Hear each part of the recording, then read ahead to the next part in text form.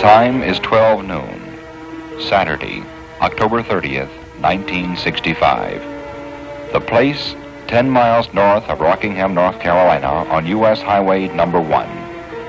In exactly 24 hours, on this very spot, a new baby will come to life. This will be a very special and different kind of baby. It will never walk or talk, laugh or cry, but it will grow and it will run faster than any other of its size. This baby will have a very special home, a racetrack, a 1 mile long $1 million nursery built of asphalt, concrete, and steel.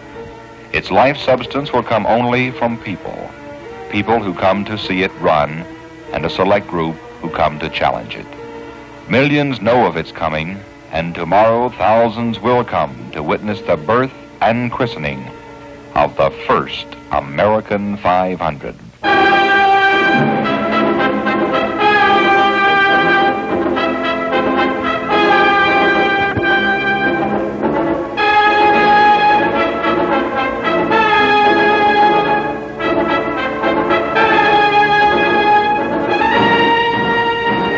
This first American 500 Stock Car Racing Classic will be a personal challenge to 43 of the world's finest chauffeurs who will be racing on it for the first time.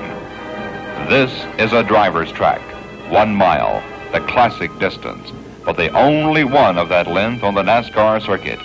The surface is fast, made even faster by being banked the entire mile, from a minimum of 5 degrees on the octagon-shaped home stretch to a peak of 16 degrees in the second turn. The super swift backstretch drops 8 feet from beginning to end. Sharp braking is required in the relatively flat first and third turns. But the rest of the way, the accelerator can go to the floor. Surely a supreme test of speed and handling. First American 500 also marks the return of Richard Petty and Chrysler Corporation teammates Jim Pascal, David Pearson, and Bobby Isaac to NASCAR's Super Speedway circuit. They'll provide Ford with factory competition for the only big track race of 1965. Work is feverish in the pits, particularly in the Ford camp. The word along pit road is that Ford wants more horsepower to combat the brute power of the Chrysler Hemi engine. The race is supposed to be a contest between Ford's superior handling ability in the turns and Chrysler's straightaway superiority. Well, our biggest speed here, our highest speed, will be in the neighborhood of 135 to 40 mile an hour at the end of the straightaway. So that means we slow down to probably 100 mile an hour or a little bit less than 100 mile an hour through the corner. Well, the cars here, if they get around this place, they're really going to have to handle it. It takes a real good handling chassis to get around a racetrack like this. You got to set your front end up where the car leads to the left. Got to have a rest mark to bite, and it's just going to be a handling racetrack, I think. But Ford wants more horsepower, which means experimentation, and which in turn results in blown engines. But neither the drivers nor their mechanical crews appear worried, which merely adds to the mystery. The battle for pole position is the skirmish before the war, and for the first time in 1965, a manufacturer's pride is at stake. Will the fastest qualifier drive a Plymouth, a Ford, or a Dodge? Plymouth Petty is the first of the factory-backed flyers to make a qualifying run. He goes out onto the track unusually early, and everybody wonders why. Maybe Petty figures it's true that the early bird gets the worm. His blue number 43 is almost a blur down the straightaways. And here comes the official announcement. 2 world speed records for a mile closed course. A fastest single lap of 116.504 miles an hour. 6 miles an hour faster than anybody else has ever run a lap on a mile track, and a 4-lap average speed of 116.260. Still another world mark. But will it last until sundown? For all of Ford's top drivers, plus the remaining Chrysler contingent, still have a chance to beat the swift clocking.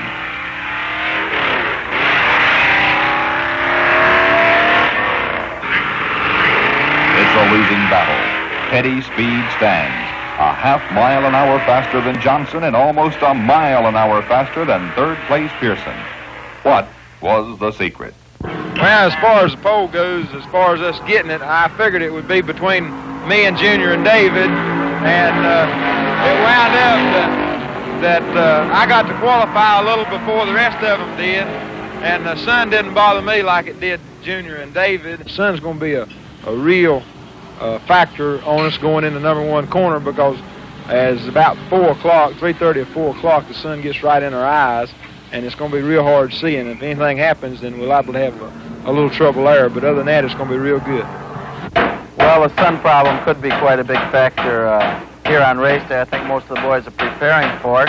I am myself with a different type windshield, and also we're taping the windshields quite down low on different types of goggles and sunglasses. But between 3:45 and 4:30, I think you'll see the pace drop a couple of miles an hour.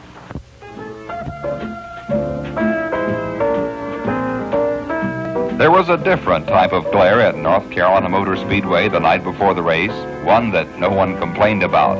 The glare from the sparkling shapes and faces of 24 Carolina's beauties competing for the title of the first Miss American 500. Sponsored by the JCs from nearby Hamlet, the beauty pageant ran as smoothly as a finely tuned engine, which was only appropriate since the stage was the racetrack. It also seemed appropriate that the entries were almost evenly divided between the two Carolinas. If pinpointed on a map showing both of the states, North Carolina Motor Speedway would be right in the heart.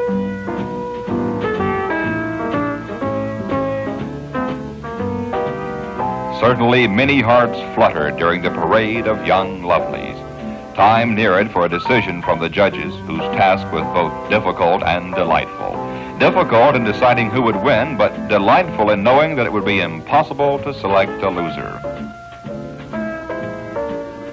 But there could be only one winner, and here she is.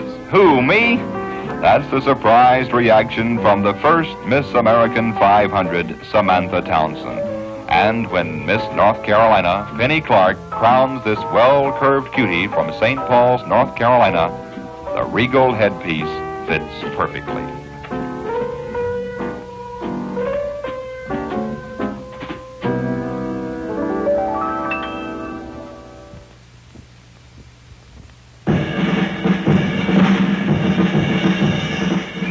Now it's Sunday, October 31st, race day. Throughout the night and early morning, thousands have been flocking into the arena known as the Super Scenic Super Speedway. It's the biggest event ever for this sandhill section of the Old North State, and more than 40,000 fans have come to North Carolina Motor Speedway to see the world's most modern racing plant. A spectator's dream with no bad seats anywhere in the 30,000-seat grandstand. They have come to breathe life into this new baby and to see the race of the year. It's the first time in 1965 that Ford has a big track challenger, and Chrysler is determined to return triumphantly after a year's absence. Certainly there is no lack of competition in the starting lineup. Richard Petty has his famed number 43 Plymouth sitting on the pole. Junior Johnson, who says this is his last race, has his Ford in the front row in the second spot. David Pearson's Dodge is in third place, meaning the top 3 qualifying spots were earned by drivers of 3 different make automobiles. Alongside Pearson on the second row is Ford's old pro Curtis Turner, just recently returned after a 4-year absence from NASCAR. The next 2 rows are all Fords: Marvin Panch, Fred Lorenzen, Cale Yarborough, and Dick Hutcherson. Then come the remaining Chrysler threats: Jim Paschal in a Plymouth, Bobby Isaac in a Dodge. Rounding out the list of serious contenders are Ford drivers Sal McQuagg and Ned Jarrett. Now, this is it, the first go on the 500-mile journey. This is the moment the multitude of Richard Petty fans have been waiting for. But it's Johnson, not Petty, who breaks into the lead.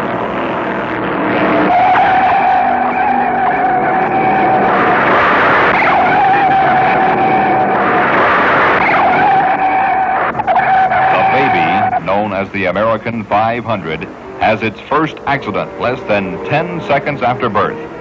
What a beginning. One that veteran Darrell Derringer and rookie John Sears won't forget. Both were innocent parties, but both now must retire to the sidelines. Racing experts appear correct on one point. They predicted the first turn would be the action central at North Carolina Motor Speedway.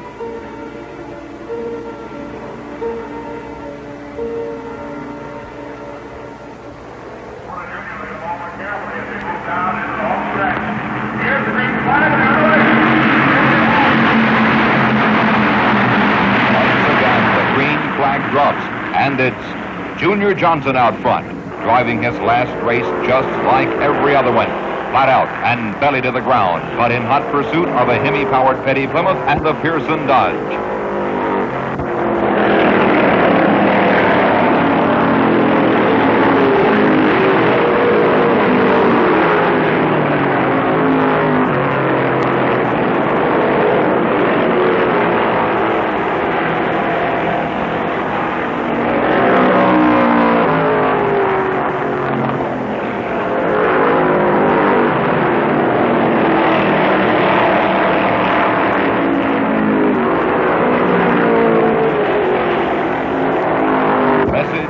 Go in factory back number 6 as Pearson powers his Dodge past Petty into second place. After 20 miles, it's a picture report card. Ford, Dodge, Plymouth. Ford, Dodge, and Plymouth as Petty teammate Pasco moves into 6th place.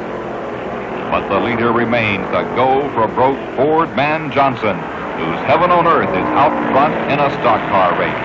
And he stays there through laps 30, 40, and 50. But don't look back, number 26, because a pilot named Pearson wants the lead. And the man who's been belching on Johnson's bumper for 15 miles finally moves alongside. Neither man will back off. Careful, careful. But Johnson keeps his lead, and Pearson may have trouble.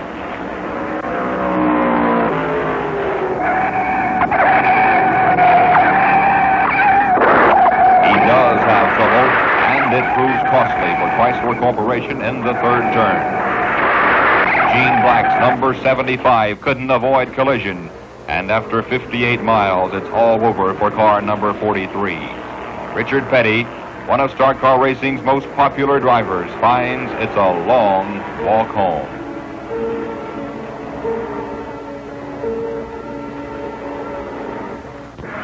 Pearson just slightly more fortunate. He'll continue, but he's no longer a factor.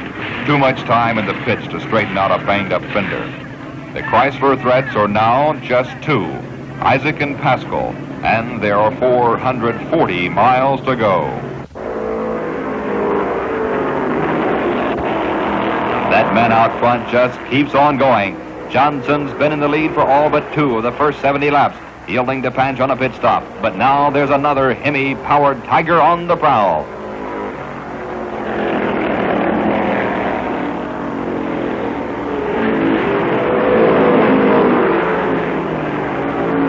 Dodge driving Isaac advanced to 3rd place after the Petty Pearson accident and is now stalking 2nd place Turner.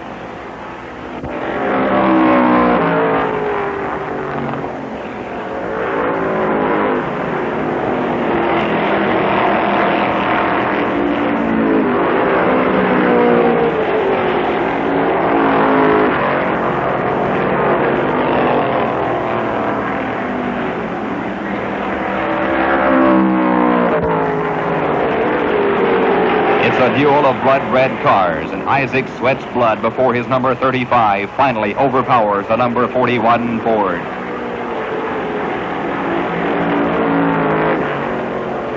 But Isaac's appetite is far from satisfied. He wants the whole hog, meaning the lead, and now he's moving in on the fabled number 26. The Dodge driver has company in his pursuit of Johnson. Turner doesn't believe 3's a crowd, and he wants to join the fun.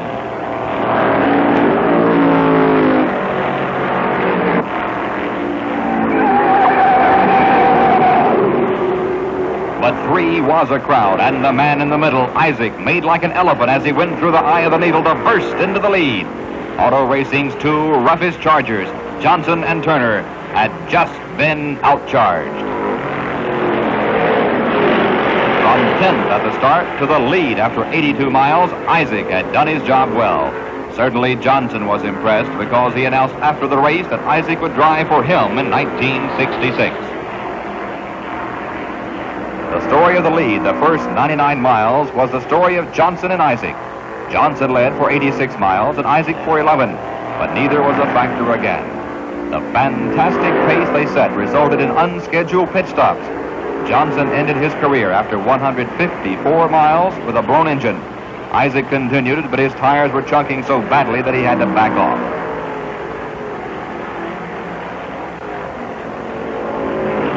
Moving into the lead for the first time is the old pro, Curtis Turner, the only one of the first 5 in the early going to be a factor anymore.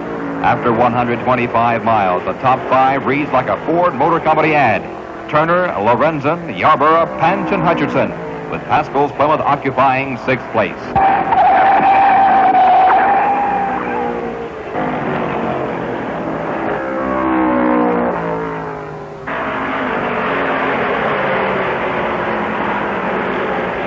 Haskell pitted on the 126th lap, and a new driver, Richard Petty, took over Plymouth number 42.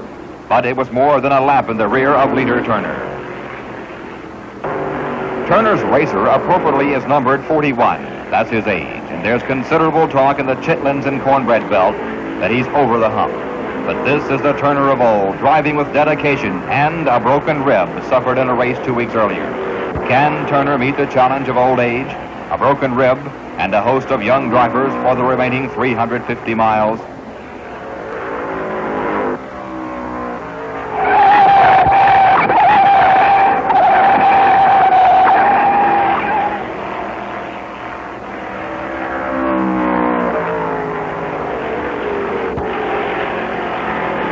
For 45 miles, Turner meets that challenge, finally relinquishing the lead to teammate Panch on a pit stop. But it's only temporary, and Pop seems to know it, calmly cooling it while the Glenwood pit crew performs its usual magic. Turner is out in 25 seconds, and now it's Panch's turn.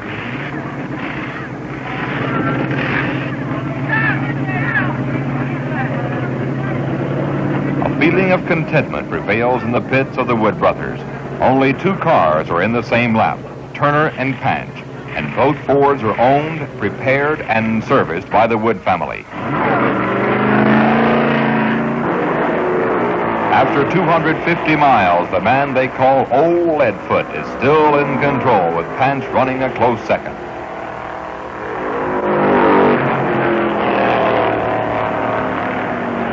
But Curtis Turner knows the job isn't completed.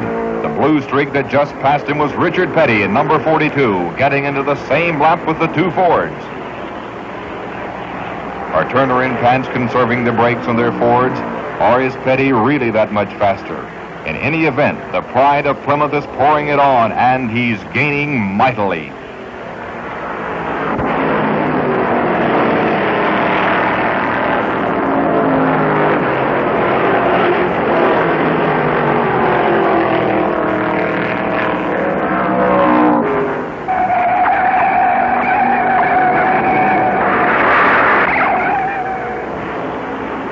E.J. Trivett's bout with the guardrail brings out another caution flag, but it gives Petty a chance to move up closer to Turner and Panch.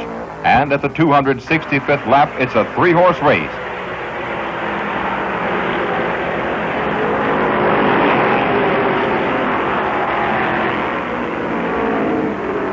The hum of the excited crowd matches that of Petty's Plymouth as he moves ahead of Panch to take 2nd place. Turner is aware of this new challenge, and he almost loses it in the first turn.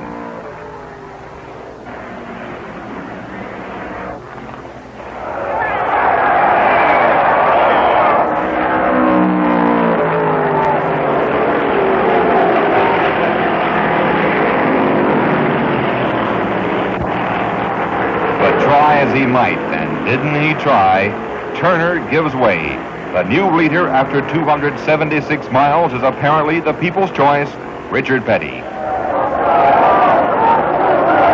been a long more than a year since Petty led at a super speedway, and he seems to be making up for lost time.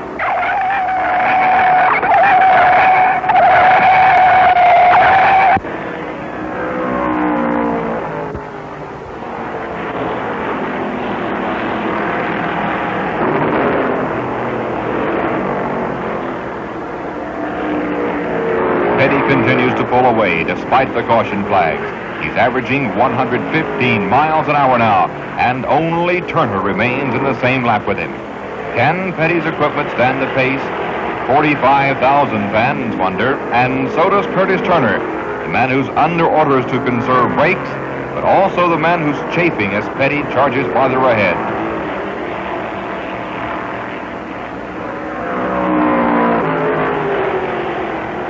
Richard Petty's father doesn't seem worried.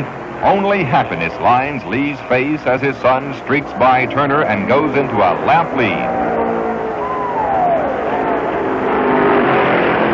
It's the first time during the day that one driver has been in a lap by himself. At the 350-mile mark, it's Petty all alone, and then a flock of Fords, Turner, Jarrett, Yarborough, and Panch, all just waiting for something to happen to the leader.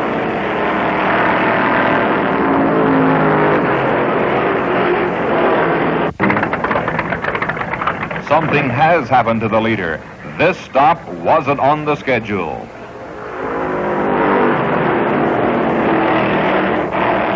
Impatience is showing, but what's the trouble? This is the worst moment in auto racing, sitting on the sidelines and watching the race go by. You're defenseless. From a lap lead, Petty now finds himself behind. The frantic pit crew finally finds the trouble, a distributor cap. But now the Petty Blue is 12 laps behind, and the last Chrysler threat has been eliminated. Now all Turner has to do is fight off his fellow Ford drivers. Most persistent of his pursuers is Yarborough, a young man with greatness written all over him. Yarborough, who is still looking for Super Speedway victory number 1, tries desperately to take the old pro.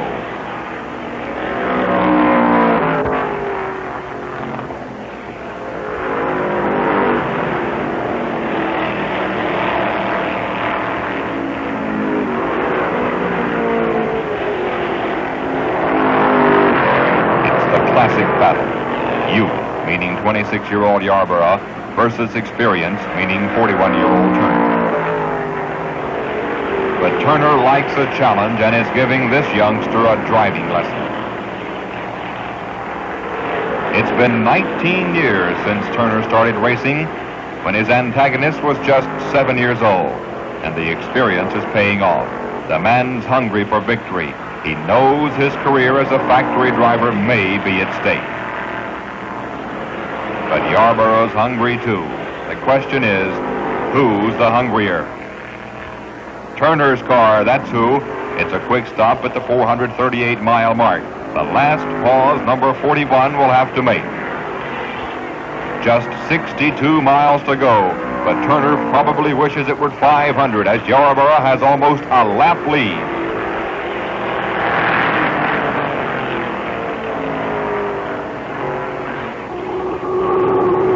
Again, Turner goes into the first turn too hard. Maybe the sun is becoming a factor as all drivers feared it would before the start.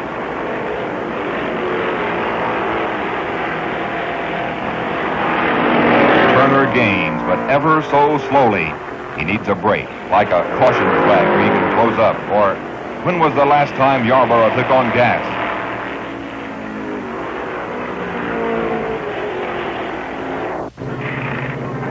Too long ago is the signal as Yarborough has to stop.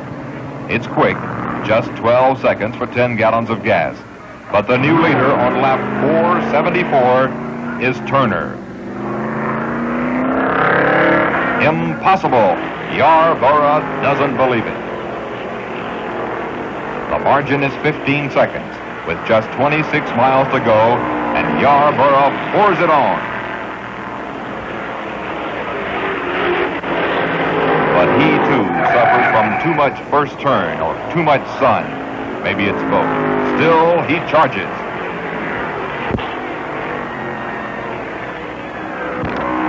Pro, though, isn't about to let go. Not this close. He's had too many bumper-to-bumper challenges this sunshiny afternoon to worry about anyone a straightaway behind. Now there's one to go.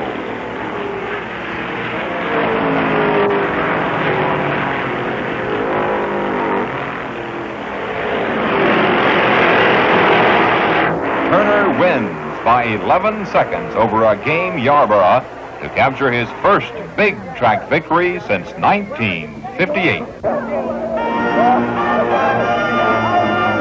Nobody left early. They stayed for the king's coronation and to watch a hero return from exile. Challenge after challenge after challenge. All afternoon, Pops had to prove he wasn't through. Over the hill. Never was he farther back than his starting position of fourth. He led for 239 of the 500 laps. He outfoxed and outdrove stock car racing's best and won the first American 500 at an average speed of 101.9 miles an hour. Curtis Turner thrives on challenges. It's his life's blood, and victory once again is flowing through his veins. Today, the man called Pops presided over the birth of a baby. He breathed life into it and gave it its first spanking. But he saw it grow into maturity in less than 5 hours. And the American 500 is a baby no more.